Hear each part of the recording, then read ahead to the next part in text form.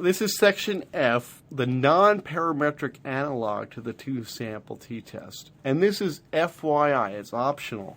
I'd like you to watch it because you'll actually encounter this test in practice sometimes, but I'm not going to hold you responsible for the material here. I won't test you on it or include it in any homework assignments. However, you will see this in the literature, so I'd advise you to hang out and check it out. It's short and it's fun. There is something called a non-parametric test for comparing two groups. Non-parametric is an adjective that refers to a class of tests that do not assume anything about the distribution of the underlying data being compared. So one example of a non-parametric test, the one we'll talk about, is called the Mann-Whitney rank sum test, or the Wilcoxon rank sum test, or the Mann-Whitney-Wilcoxon. You'll hear it, same test, 3 different names. It tries to answer the question, are the two population distributions different? It doesn't focus on any one characteristic like a mean. It just tries to answer generically, are the distributions different or not?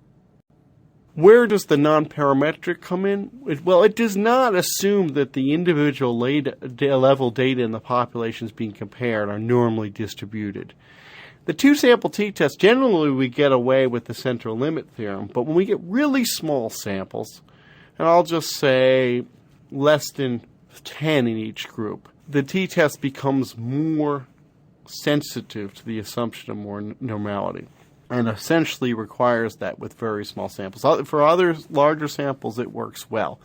But in really small samples, now this is not something you can easily check. If you have a sample of 5 observations, and I ask you, is there evidence in the sample that the population values from which the sample was taken are normally distributed? Well, you can look at a histogram, but you only have 5 values, so you can't even verify this. So it is a big assumption in smaller samples. This test, instead of using the data at hand, it uses only the ranks, and ergo it's not sensitive to outliers like a t-test would be. And I think one of the reasons the t-test breaks down in really small samples is that the sampling behavior of a mean becomes very sensitive to outlying points when there's only a few points going into the mean. The trade-off is non-parametric methods are often less sensitive or powerful for finding differences because they throw away information. They only use the relative ranking of the data. They don't actually use the data as is. You also can't do these based on summary statistics. You have to have the full data set. And the results do not include any confidence intervals qualifying the range of possibility for the true difference between populations. So all they give you is a p-value. And we've already talked about how in general that's only part of a larger story. But let's look at an example of how these work because it's kind of neat intellectually. Suppose we went to evaluate an intervention to educate high school students about health and lifestyle over a 2-month period. But we only were doing this based on a sample of 10 students. And we took these 10 students and we randomized them to either an intervention or a control group. And what we computed, I'll just call it X. For each of these students in each of these groups is a post-test score minus a pre-test score. And we want to see if there's any change in the score and what the direction is. And we want to compare that change between the intervention and control groups. So here are the differences for each of the 10 students in each of the 2 groups. So in the intervention group, that first student represented by a 5 saw an increase in his or her score of 5 points. The second student saw no change. And all the other 3 students in the intervention group showed an increase. Whereas in the control, some students showed an increase, some showed a decrease. But there are only 5 individuals in each sample. We want to compare the control and intervention groups, taking sampling variability into account to assess whether the improvement, if you will, in the scores are different, taking random sampling error into account. With such a small sample size, we technically need to be sure the score improvements are normally distributed if we wanted to use a t-test. It's a big assumption. We don't have any way to check that because we only have 5 pieces of data in each group. If we do a histogram, we're not going to be able to really get the essence of the population distribution. Well, one possible approach is this Mann-Whitney-Wilcoxon non-parametric test. And what we do, the first step is we pull together the data across the groups being compared and rank it. We order it from the lowest value to the highest value, ignoring what group it's from. And then we assign a corresponding rank to each of those numbers. So -6, a decrease of 6, is the lowest, smallest numerical change.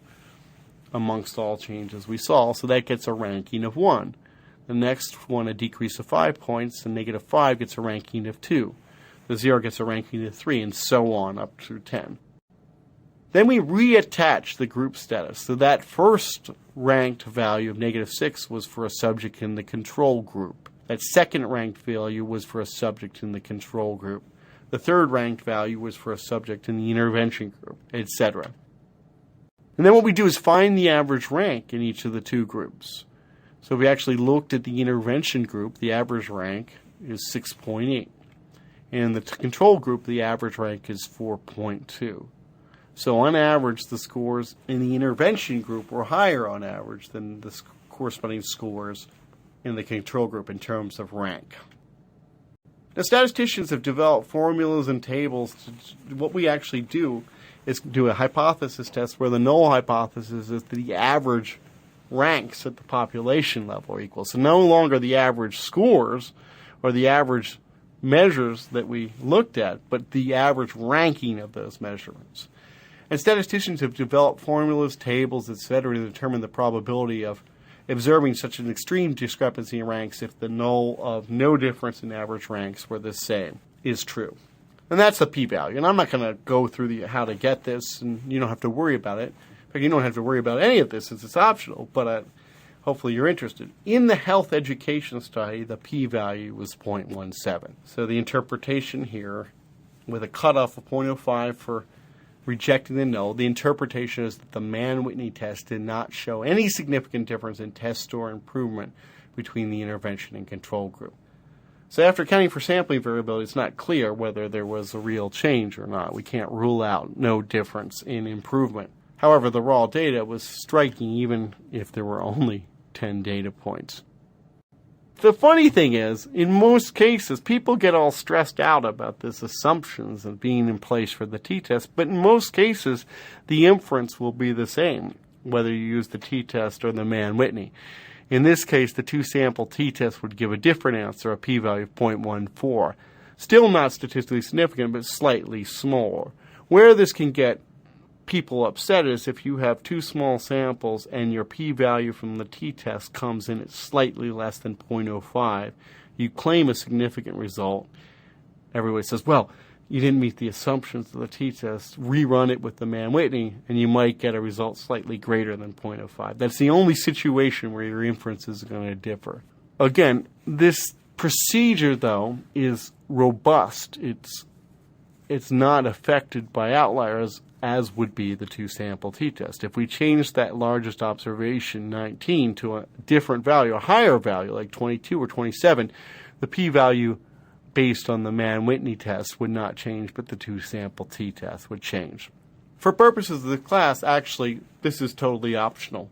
For purposes of your statistical life, you just may want to tuck this in the back of your head. So what do you use, the t-test or the non-parametric test? Well, personally, I find non-parametric tests hard to interpret above and beyond the p-value. So I still prefer the t-test, even if it's not totally appropriate, because at least we get a quantification of the uncertainty for the difference between the two groups. Statisticians won't always agree, though.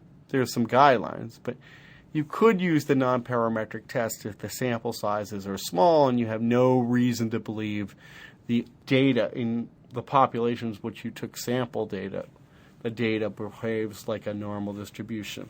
You can't really examine that with a small sample of data because you don't have enough data to do a real histogram. You could also do the non-parametric test if for some reason you only had the ranks of the data available. Let me just show you how to do this in Stata. This is really, you would never look this up in a table. You can just do it with a computer if you're interested. And again, you can't use summary data, so there's no Mann-Whitney Wilcoxon I command, immediate command. You actually have to have your data in Stata. Here's the data as entered. So I named a variable diff for the difference, the change in post-test minus pre for each of the 10 subjects. And then I put an indicator for which group they were in, a 1 if they were in the intervention, a 0 if they were in the control. And then the rank sum command can be done by typing rank sum and then the name of the variable, comma, by the name of your grouping variable. So the rank sum here could be done by saying rank sum diff, comma, by group.